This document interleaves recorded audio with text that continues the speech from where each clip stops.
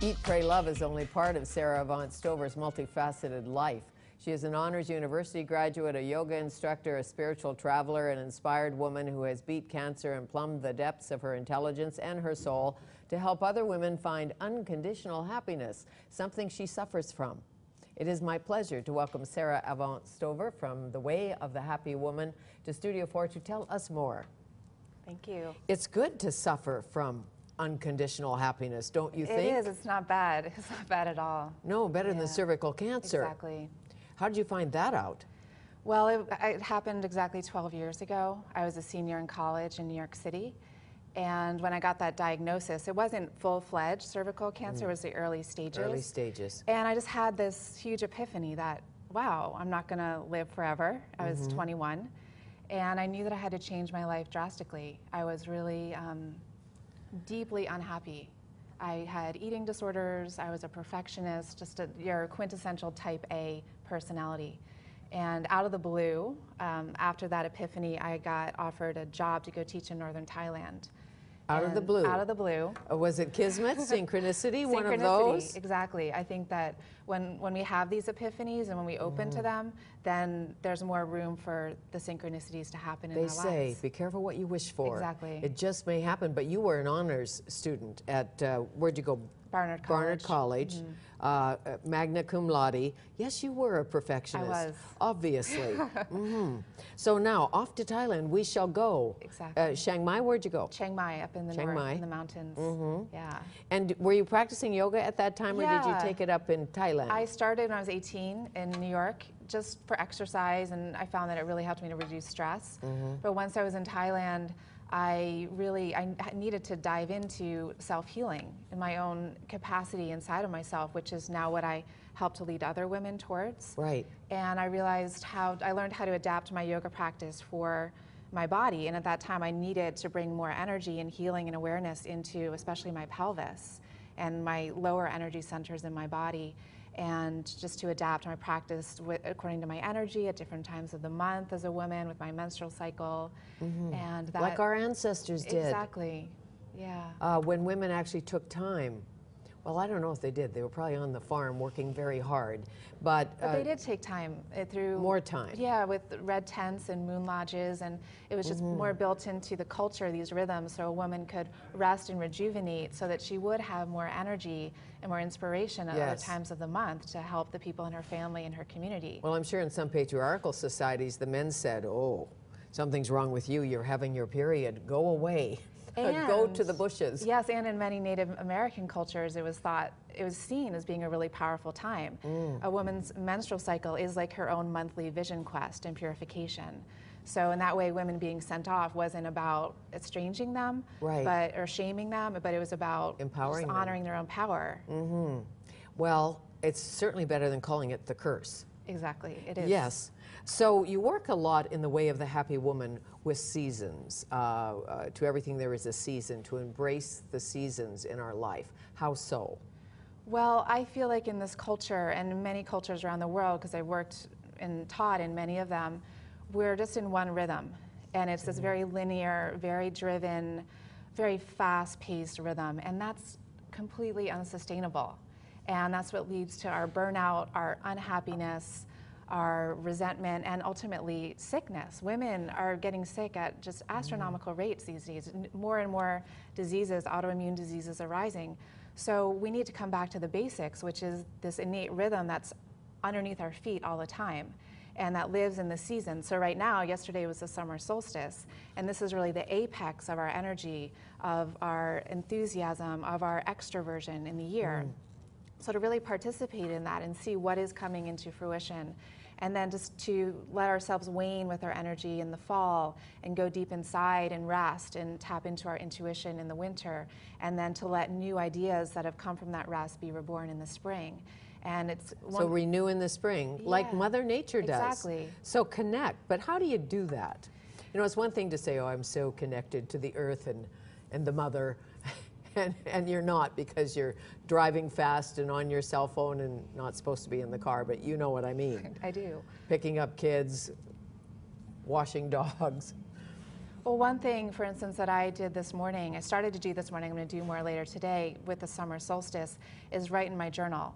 And just write down the things, oh, well, since the winter solstice, since December 21st, what has come into fruition in my life? What has really blossomed? And then what do I really want for myself over these next 6 months? What else do I need to nurture and let grow and blossom, and how can I participate in that? So just taking these little pauses of self-reflection. So you set the intention. Yeah. And I know you also like to eat watermelon and drink a little Chardonnay and sit in the sun and sit on the deck and enjoy life. You're not always in a lotus pose. No, definitely not. Definitely not. How do you help women allow themselves to have fun, to embrace life, to not feel, to dump guilt, really? Yeah, it starts with to do what they really need to do. Yeah, and what brings us alive. And what makes us feel in love with ourselves and our lives. And I think it goes back to understanding our brain chemistry. We're such a scientific culture. When something is validated by science, it allows us to embrace it more. And as women, we come to life when the pleasure centers of our brain are enlivened, when the feel-good hormones like oxytocin and dopamine can be released.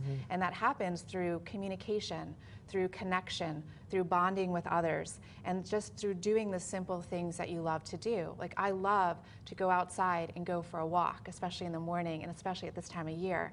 And I just feel those hormones just flooding through me, and they're medicine. They're medicine for me. So I think as women, when we learn to understand that we don't need to keep pushing ourselves, but actually when you let yourself enjoy your life and enjoy your surroundings, enjoy being in your body, that's the best thing you can do for your health. If you did write a book called The Way of the Happy Man, how would it be different? What would you tell men about happy? Well, I think in the world today, and I've been doing more research about this, particularly with a man named Dr. Warren Farrell. Men have, I know Warren Farrell. Yeah, men have been seen as being kind of disposable, sent off to war or sent to work in coal mines or oil rigs. And not respected. Not respected. So for a man to really feel like, yes, you can follow your passion, you can follow your bliss, you can follow your joy. And I feel like as women, we've been afforded those opportunities more in the past, in the past 20 years or so. Sure. Well, Bly, I think it was Robert Bly, said, "Follow your bliss." Well, that's easier said than done. Yes. At times. It takes a lot of courage. It takes a lot of courage. And people who believe in you and see you. And to allow yourself to lose control. Yeah. You know, and that really takes permission. It does. And it takes a lot of trust. For sure. Where do you think, for a female, passion goes? Joy. Where does it go? What do you mean? Maybe some females never have Where it. is it directed to? Or yeah. when you lose it, where does it go? Yeah, where does it go? You work in The Way of the Happy Woman about helping women get in touch with their feelings. Because, you know, sometimes you don't even know how you feel. You're just running full speed ahead. They're always inside of us. Our joy, our passion is always inside of us. I feel we're all born with it, and it's a unique fingerprint in each of us. So a lot of this path, the way of the happy woman, and our path as men and women in the world, is to kind of to go on this archaeological dig and to follow this thread of what really lights you up, what really turns you on, what really brings you alive, and to follow the impulses in your body, because your body never lies. True. Your body never lies, and when you tap into that, what the messages are, does it feel good or bad to be talking to this person, or to be in this place, or to be saying yes or no to this, and just to keep following that, like the breadcrumbs back to your Well, we hear it all bliss. the time. Trust your intuition. Exactly. Just trust your gut. Trust your intuition. But how do you learn to do that if you're not that person? You've never really paid attention. It starts with asking yourself on a daily basis, making it a practice. And I started with simple things, or even when I feel disconnected from myself, with simple things like, what should I have for lunch? And I do the simple thing as I stand and I close my eyes and I assign, okay, so forward is I have sushi and back is I make a salad. And then I close my eyes and I ask myself, and then I see which way I lean. Do I lean forward or back? It's like a self-dousing technique. And oh, great. Yeah. Yeah. So you and then you feel can, it. Yeah, you feel it, and then you take that into bigger and bigger decisions in your life. Sure. Until you can't deny it. You know what you're supposed to do. And what about pain in your life? As you know, and you point out in The Way of the Happy Woman, we are hardwired to run from pain. We are. Rather than embrace it, go through it, Yes. get rid of it. Yeah, and I think we need to have compassion for ourselves, for that instinctual part of our natures, which is so strong. And originally it was for our own survival, and now it kind of many times works counter to our survival because it's not threatened in the same way. So to start to learn and to even just tell yourself the only way out is in and through, and to lean into the hard moments, the hard times, and to just really burrow in, sink down, and trust. And that's the cycles. Sure. To know that when you're in the darkness of winter, it is, the light's going to come back. Something new and more beautiful than you could have ever imagined is going to grow out of that. It shall be so. But they say, masters say, step into the mouth of the dragon that confronts you, always. Don't ignore it, don't block it, don't not talk about it. Well, however you confront it, but step into the mouth, deal with it, be it a bad diagnosis, a love affair, whatever it is. Yeah, and life is always giving us those new mouths of new dragons to step into. You noticed. Yeah, and I feel like the more that you do it, then the bigger and the fiercer the dragon becomes. But then the other side of it, the freedom and just the bliss and the aliveness that comes is just, there are no words. Well, you know, Wayne Dyer has often said here on this show, if you're born with great, is it dharma? I forget the Buddhist word. Dharma. Then you'll get lots. I think that's what he says, dharma, or one of those Buddhist words, that if you know, then you're going to have lots of challenges. You just are. You just if are. you've got it, the universe or someone will throw you more and more and more, but the point is, the good point is, you can deal with it. Yeah. Because and you got that's how we it. grow. That's how we evolve and really taste who we are. Sure. What do you think holds you back or holds us back from making pleasure a priority? I'm really investigating this in my life, in myself and with the women that I work with, and I think it comes to shame about our bodies and shame about our sexuality. And as women, our spirituality, our creativity, our power comes from our sexuality, but we've put it in the closet, we put it in the shadows. And I think learning how to feel pleasure in our bodies and to express it even just with how you walk down the street, swaying your hips a little bit more and letting yourself smile just because you're in a good mood, not feeling like you need to make yourself rigid and... Right, well, as you say, or corporate. You say make a sex date with yourself. I like that. Yes. Self-pleasure. Especially if you don't have another sex date. But even if you do, self-pleasure, I feel like we have, as women, we have such a block against really feeling our own bodies and feeling what really turns us on. And orgasm for women is one of the greatest medicines you can give yourself. It's an instant facial. It floods your body with that feel-good cocktail of emotions. For sure. I think we need to start seeing it as that. And all men should know that too. Yes. Yes, that's very good. You say, and it sounds frivolous, but it's not, paint your nails bright red, go skinny dipping, ride a horse, run through the sprinkler. It doesn't cost any money. Yeah.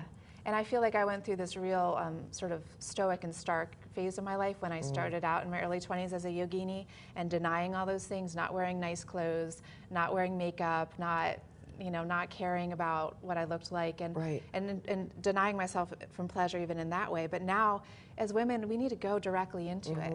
And just the little things, like yesterday I picked a rose and I put it in a little cup of water next to my bed, and that brings me joy. Sure. Every morning you wake up and thank the universe, God, Allah, for a day. For this. For a cloud. And I know you stare at the sky a lot. I do. But that's good. Take the time. Stare at the sky. Not directly into the sun, but at the sky. So you will be signing at Banyan Books. Speaking, signing? Speaking and signing. That's Thursday, tomorrow night. Tomorrow night. And then you'll be doing a yoga workshop. How great. At Semper Viva and Kit's Beach Studio. Yes. Friday? Friday evening, it's a book talk and signing. And Saturday, it's a mini retreat. How great. I can't wait for The Way of the Happy Man. Yeah. Thank you Nice so much. to meet you. Thank you. The Way of the Happy Woman, living the best year of your life, Sara Avant Stover.